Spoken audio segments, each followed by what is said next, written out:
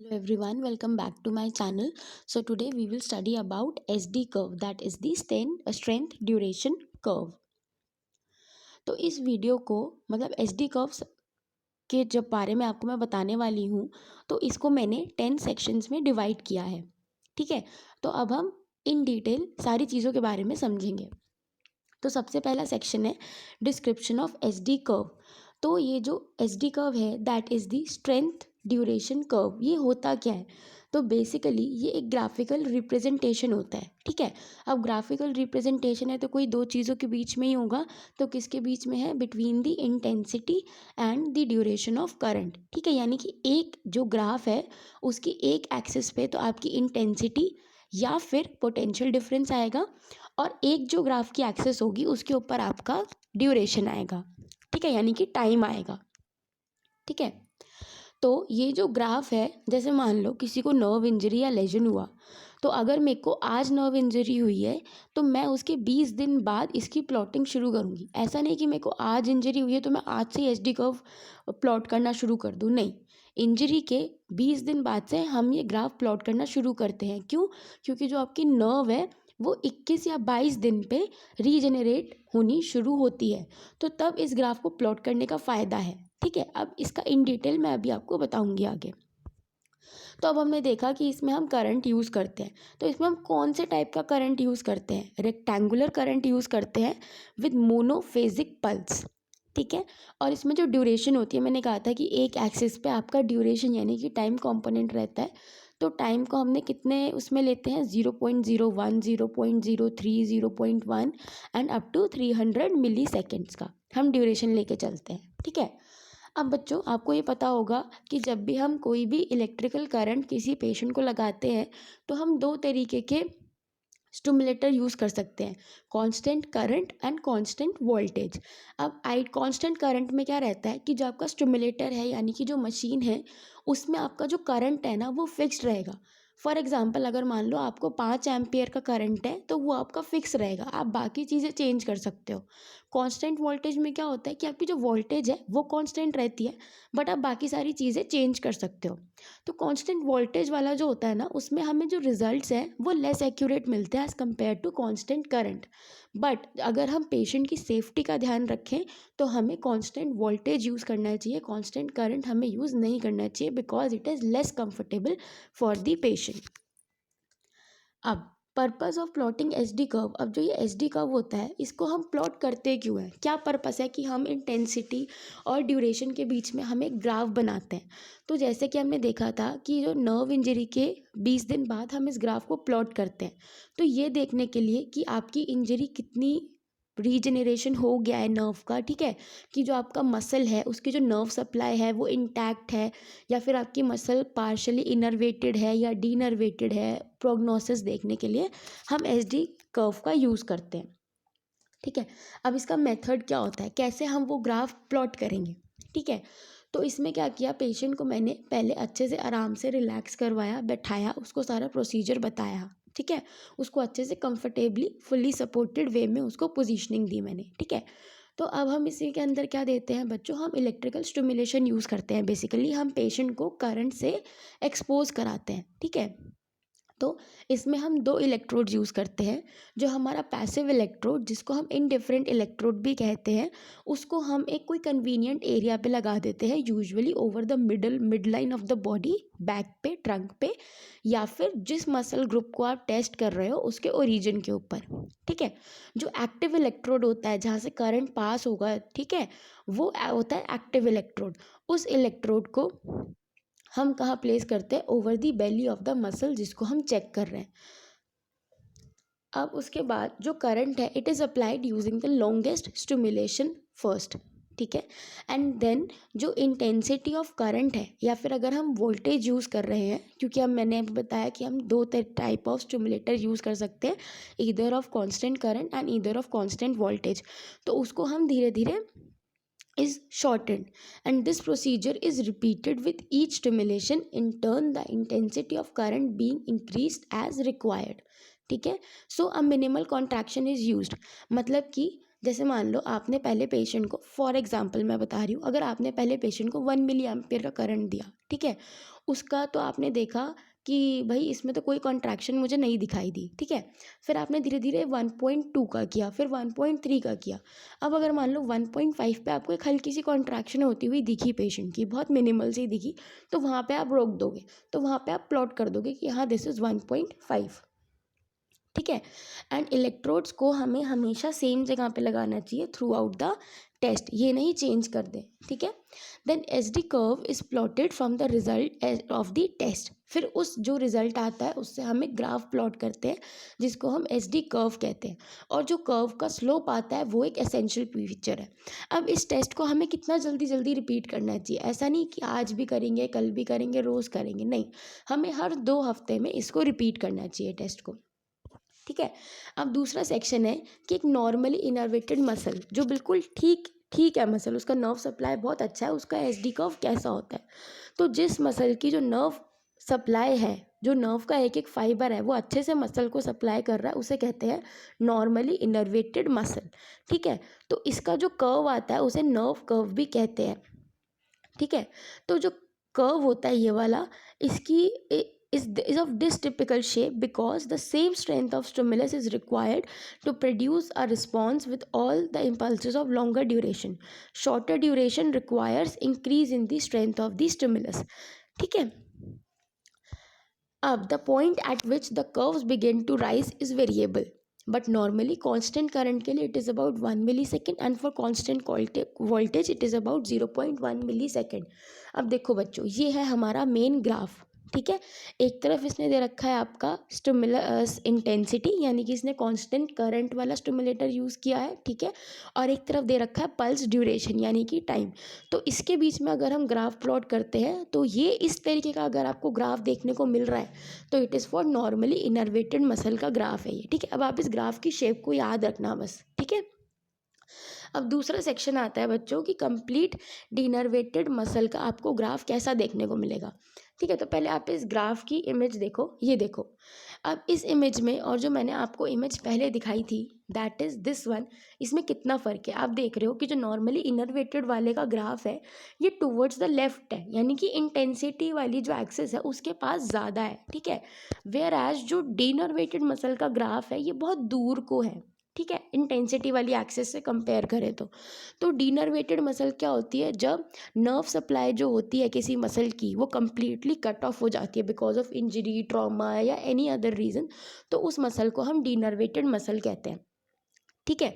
तो इसमें क्या होता है कि अगर हम शॉर्ट ड्यूरेशन करंट अप्लाई करेंगे तो कोई रिस्पॉन्स ऑब्टेन नहीं होता, क्योंकि अगर मान लो मैंने 0.01 मिली सेकेंड के लिए करंट अप्लाई किया तो उसमें कोई नर्व सप्लाई तो है ही नहीं जो एकदम से करंट को अटैच फाइंड कर ले, पकड़ ले। तो इसलिए हमें लॉन्गर ड्यूरेशन, इसलिए जो इसका ग्राफ है वो लॉन्गर ड्यूरेशन की तरफ ज़्यादा जाता है, वहाँ पर हमें ज़्यादा दिखाई देता है इसका रिस्पॉन्स, और शॉर्टर ड्यूरेशन पर नहीं दिखाई देता, जिसकी वजह से ये जो कर्व है इट राइजेस स्टीपली, यानी कि एकदम से ही सीधा चला जाता है, ठीक है। जो आपने इनर्वेटेड वाले का ग्राफ देखा था वो आपने देखा था कि वो बहुत धीरे धीरे धीरे पूरा एक यू शेप टाइप, सी शेप टाइप बन रहा था। इसमें एकदम से सीधा ही, इसको थोड़ा सा और आए करो तो बिल्कुल स्ट्रेट लाइन हो जाएगी, तो it is rises very steeply, ठीक है। And the curve is further to the right. अब ये वाला जो ग्राफ है इसको आप नॉर्मल इनर्वेटेड से कंपेयर करोगे तो थोड़ा राइट साइड में शिफ्ट हो रखा है, ठीक है। अब बात करते हैं बच्चों पार्शियली इनर्वेटेड मसल की, यानी कि पार्शियली इनर्वेटेड या पार्शियली डीनर्वेटेड मसल का, ठीक है। तो इसमें क्या होगा, अगर मान लो एक नर्व सप्लाई है किसी मसल को, ठीक है, उसमें 50% जो फाइबर्स हैं उसके, मैं आपको अप्रॉक्सीमेटली बता रही हूँ, अगर आधी उसकी जो नर्व सप्लाई है, नर्व फाइबर्स हैं मसल के वो बिल्कुल ठीक है, और आधी सप्लाई जो है नर्व फाइबर्स की वो नहीं है, तो मतलब इट इज़ पार्शियली इनर्वेटेड। अब इसमें क्या होता है, इम्पल्सेस ऑफ लॉन्गर ड्यूरेशन। अब हमने देखो बच्चों देखा कि जब हमारा डीनर्वेटेड मसल था, है ना, तो उसमें जो हमारी लॉन्गर ड्यूरेशन की इम्पल्स थी वहाँ पे हमें रिजल्ट देखने को मिल रहा था, ठीक है। और जो हमारा इनर्वेटेड था जब हमारा मसल, ठीक है, फुली इनर्वेटेड था, नॉर्मल था, तो हमें शॉर्टर ड्यूरेशन पे भी इम्पल्सेस देखने को मिल रही थी, ठीक है, कर्व वहाँ से शुरू हो रहा था, बट डीनर्वेटेड में ऐसा नहीं था, है ना। तो अब यहाँ पे भी देखो क्या होगा। अब आप इससे समझो कि जो आप पहले ये वाला पॉइंट देखो, मैं देखो बच्चों, ये वाला जो आपको पॉइंट दिख रहा है, सिर्फ इतना हिस्सा देखो ग्राफ का, तो इसको देख के आपको लगेगा कि ये थोड़ा इनर्वेटेड वाला जो ग्राफ है उससे मिलता जुलता है, इतना हिस्सा। ठीक है, और जो इतना हिस्सा है it is rising very steeply. ठीक है, ये थोड़ा डीनर्वेटेड वाले मसल के जो हमने ग्राफ देखे थे उससे मिलता जुलता है। ठीक है, तो जब हमारी पार्शियली इनर्वेटेड मसल होगी ना बच्चों, तो उसमें क्या होगा, आधा ग्राफ तो हमें इनर्वेटेड मसल जैसा मिलेगा क्योंकि उसके कुछ नर्व फाइबर जो हैं वो सही से सप्लाई कर रहे हैं मसल को, और जो आधा है वो हमें डीनर्वेटेड मसल के जैसा देखने को मिलेगा क्योंकि आधे नर्व फाइबर जो है वो सप्लाई कर ही नहीं रहे हैं मसल को। ठीक है, अब इनका जो बीच का पॉइंट है जहाँ पे ये मिल रहे हैं इसे कहते हैं हम किंक। ठीक है, यहाँ तक समझ आया बच्चों? ठीक है, अब ये देखो, ये ग्राफ भी यही चीज़ दिखा रहा है हमको। ठीक है, ये आया मेरा किंक वाला ग्राफ। ठीक है, अब इस वाले ग्राफ में और पिछले वाले ग्राफ में आपको क्या डिफरेंस देखने को मिला कि ये वाला जो ग्राफ है यहाँ पे आपका जो किंक है वो थोड़ा इस तरफ ज़्यादा आ रहा है। ठीक है, और जो पुराने वाला ग्राफ था उसमें आपका जो किंक है वो थोड़ा इस पॉइंट पे आपको देखने को मिल रहा है। ठीक है, तो यानी कि है तो पार्शियली इनर्वेटेड का ग्राफ, पर दोनों ग्राफ में फ़र्क है। ठीक है, तो इसका भी इम्पोर्टेंस होता है। ठीक है, तो with impulses of shorter duration the innervated fiber responds to a weaker stimulus than the required for denervated muscle, so contraction of denervated fibers is not obtained। ये सारा वही लिखा है बट थोड़ी सी कॉम्प्लेक्स लैंग्वेज है। ठीक है, क्योंकि अगर आपको पेपर में लिखना है तो आपको ऐसे ही लिखना पड़ेगा, थोड़ा बहुत लैंग्वेज का फ़र्क है, बट जैसा मैंने आपको समझाया वैसे भी लिखोगे तो इट इज़ एब्सोल्युटली राइट। ठीक है, आपको समझ में आना चाहिए। ठीक है, रट्टा मत मारना है इसका, समझ के याद करो। ठीक है, जो आपका राइट साइड का कर्व है, ठीक है, वो कैसा रिजेंबल करेगा, डीनर्वेटेड मसल के जैसा, और जो लेफ्ट साइड का पार्ट है वो करेगा इनर्वेटेड जैसा। और किंक क्या हुआ, जहाँ पे ये दोनों चीज़ें मीट हुई वो पॉइंट हो गया हमारा किंक। अब इस किंक का काम क्या है, जब हमारी री इनर्वेशन होगी, ठीक है, यानी कि मसल आपकी ठीक होती जा रही है, तो जो आपका किंक है it moves towards left and down.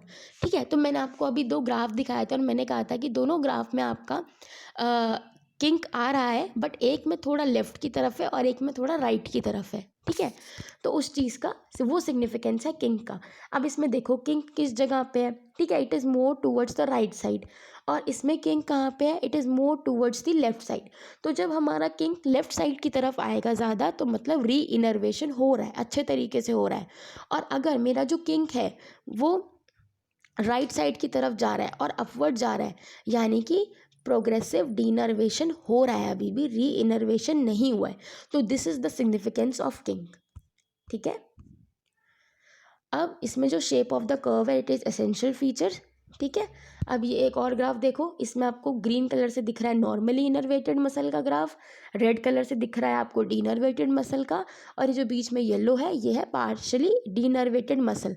अब जो बच्चों किंक है वो हमेशा आपको पार्शली डीनर्वेटेड या पार्शली इनर्वेटेड मसल में ही दिखाई देगा, नॉर्मल मसल और कंप्लीटली डीनर्वेटेड मसल में आपको किंक नहीं दिखाई देगा। Then factors affecting SD curve, कितने आप मोटर यूनिट रिक्रूट कर पा रहे हो, placement of electrodes, frequency, type of pulse, intensity of current and duration of stimulus applied. अब बच्चों सबसे इंपॉर्टेंट जो इसमें आता है वो है हमारा रियो बेस। ठीक है, तो रियो मतलब होता है करंट, बेस मतलब होता है आपका फाउंडेशन। तो it is the smallest current that will produce a muscle contraction if the stimulus is of indefinite duration. ठीक है, तो इसको हम क्या कहते हैं, रियो बेस। ठीक है, so when stimulus is given using a maximum pulse pulse with available on the stimulator, the intensity of current required to produce a twitch is called the Rho base of the muscle। ठीक है बच्चों, ये आपको graph देखो, इस graph को आप अच्छे से देखो, यहाँ पे आपको रियो बेस दिखाई दे रहा है। ठीक है, जो रेड कलर से ग्रीन कलर से बना हुआ है।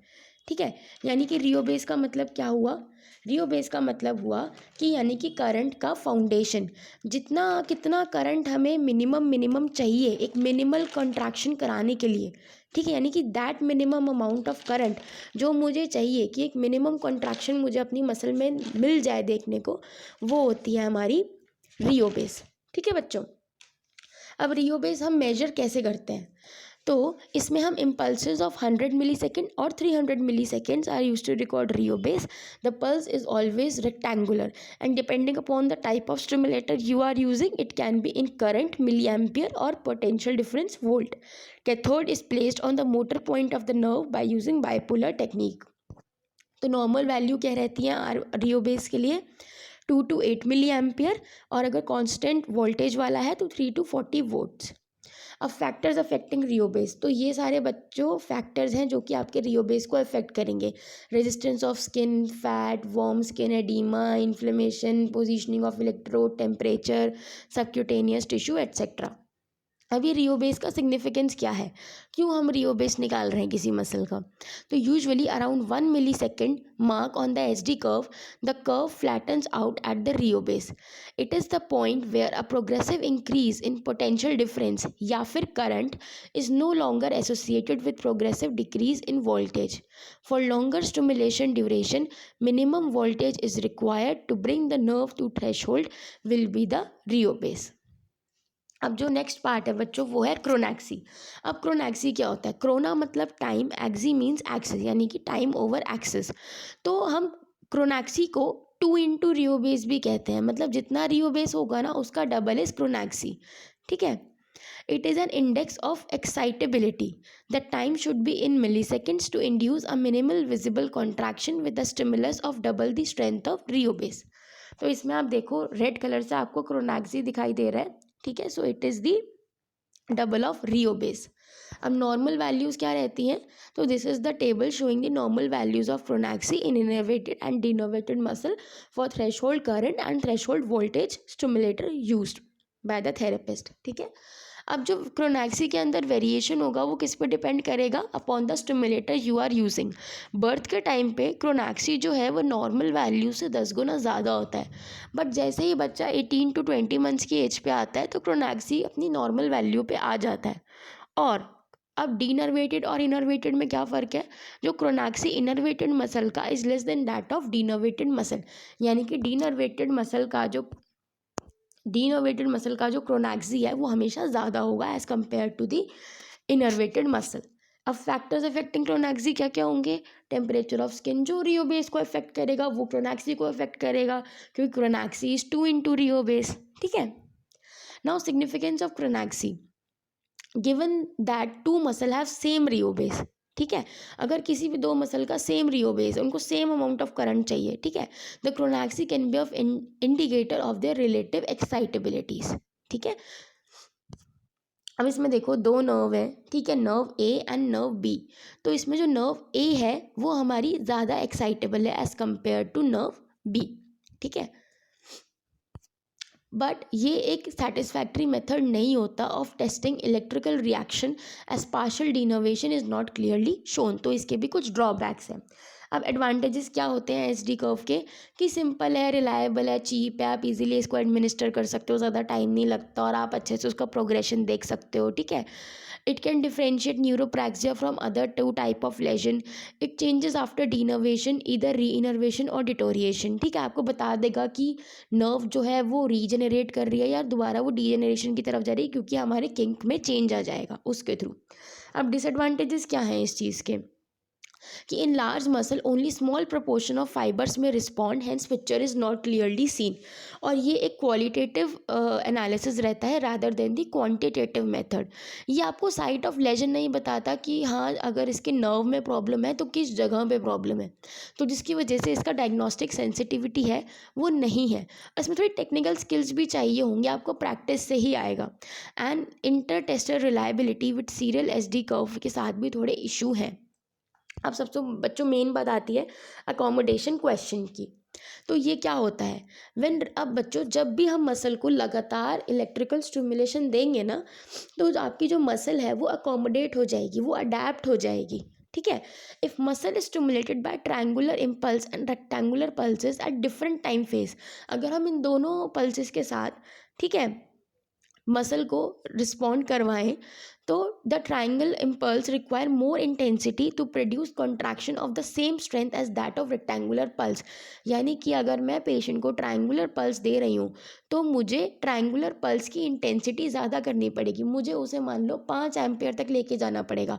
और अगर वही मैं रेक्टेंगुलर इम्पल्स दे रही हूँ तो 2 मिली एम्पियर में भी उतनी ही कॉन्ट्रैक्शन आ जाएगी जितनी ट्राइंगुलर वाली 5 मिली एम्पियर में लेके आ रही है। ठीक है, तो अकोमोडेशन क्वेश्चन क्या हुआ, first contraction at triangular impulse divided by first contraction at rectangular impulse. It shows the state of innervation, denervation and partial innervation. तो ये उसके आउटकम्स हैं।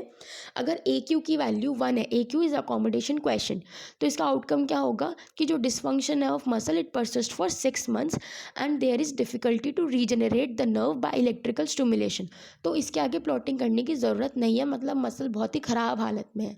अगर ए क्यू की वैल्यू आपकी 2 से 4 के बीच में आ रही है, ठीक है, तो इसका मतलब ये है कि मसल रीजनरेट तो हुई है और वो रिस्पॉन्ड भी करेगी इलेक्ट्रिकल स्टिमुलेशन को। 1 में वो रिस्पॉन्ड नहीं कर रही है इलेक्ट्रिकल स्टिमुलेशन को, बट 2 और 4 में कर रही है।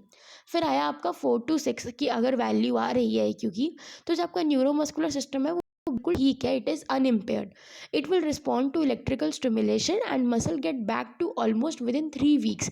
तो इसके अंदर आपको क्विक रिकवरी दिखेगी और क्विक आपका प्रोग्नोसिस होगा। तो बच्चों this is all about S D curve, strength duration curve. इसको अच्छे से समझना, अच्छे से पढ़ना, क्योंकि it is a very important, ठीक है, in the field of physiotherapy. ठीक है, ये एमपीटी के एंट्रेंस वगैरह में भी इससे रिलेटेड बहुत सारे क्वेश्चंस आते हैं, तो इसको रटना मत, अच्छे से समझो। और अगर उसके बाद भी अगर कोई डाउट रहता है तो you can ask me in the comment section, I will answer that. Thank you.